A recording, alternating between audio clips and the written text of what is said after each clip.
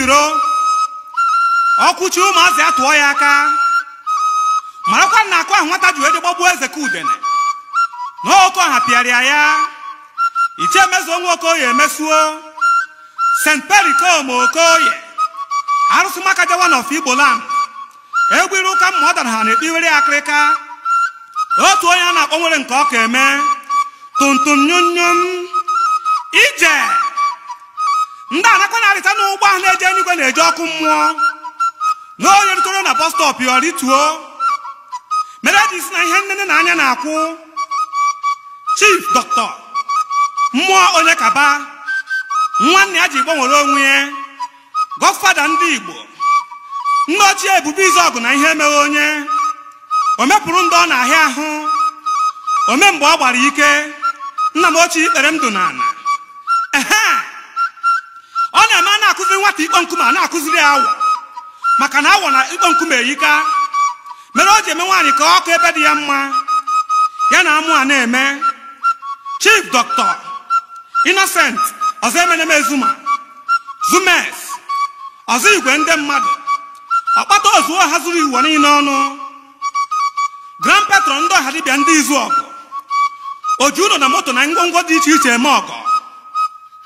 Chairman Chief Executive Eta Zuma West African Limited ekenekwe ngụ nwoke ọma ije ụmụ okorobịa kuchienụ m ekere mgba maka Ikeji nke 2020 na ọ na-eme oju nkụta anya ojetawa onye nwe ya ka anyị kpọkuo ndị anyị ji biri Chief Ima Bishop Okonkwo Eze Odenigbo Eze Nnanyere Ude Chairman Chief Executive Ekuru Group of Companies Limited ije Chief Oke Okereke agbọghọ dịka izu na ndị izu ọgụ otu nwanne Pericom nwere ọkọ ọdụ ọkụ o si mee akwara bụ ndewu ka egbu onyido anyị akụ ya akụ na anyị agba ya agba na anyị azọ ya azọ ma akwa na onye aka ekpe a na-eke ụdọ n'aka ndị si na ọmanụ makwa ije ọhịa ekwuru ka a na-eme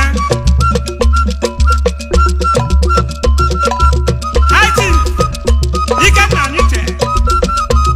nkenke enyi izu ọgụ na ihe eme onye gburugburu 1 to 12 arịrị igwe agba ọkụ nwa ndị ekwuru ime nze odogwu ekenekwe ndụ ọkụ ọdụ ọkụ o si mee ka anyị kene Collins Chekwube Okereke arụsị China nwa ka nwa na ndị izu ọgụ Chairman Chief Executive Big Lunas Communication ndị ọma akwara ị na-egbu ị na-atọ mmeje maka ebe anyị na-eje eteka anyị eri ya ugwu anyị ha abụghị ụgbụ ka anyị si na-akụ akụ na-aracha ewe ofe dị ọkụ ọkụ ọdụ ọkụ o si mee ekene m Chief Anaya Chukwu Udebe eze nwa na Abakaliki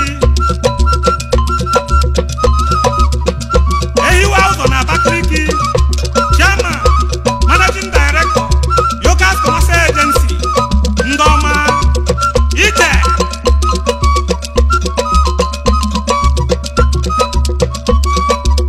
ịma na ọ na-eme aka nnukwu aka ekpe jekwa aka nni onye ihe ụmụ iche bezo nwa Okoye omeso na-adụ mma Chief Chris akụzuru ahụ eze ndị mmụọ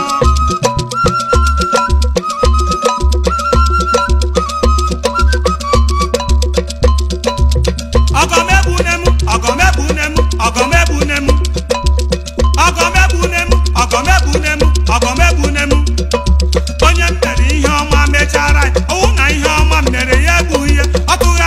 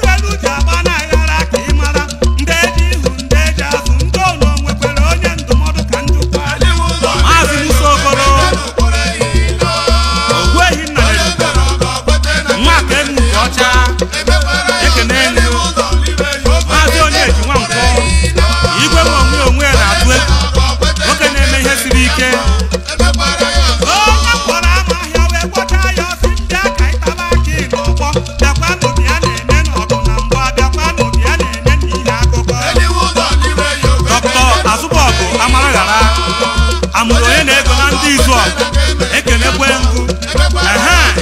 ya maka Prince Oge Mbabike ọdụm gbapụrụ agụ na Ihube Ọkaigwe ihe dịkwa mmadụ gbachigo mma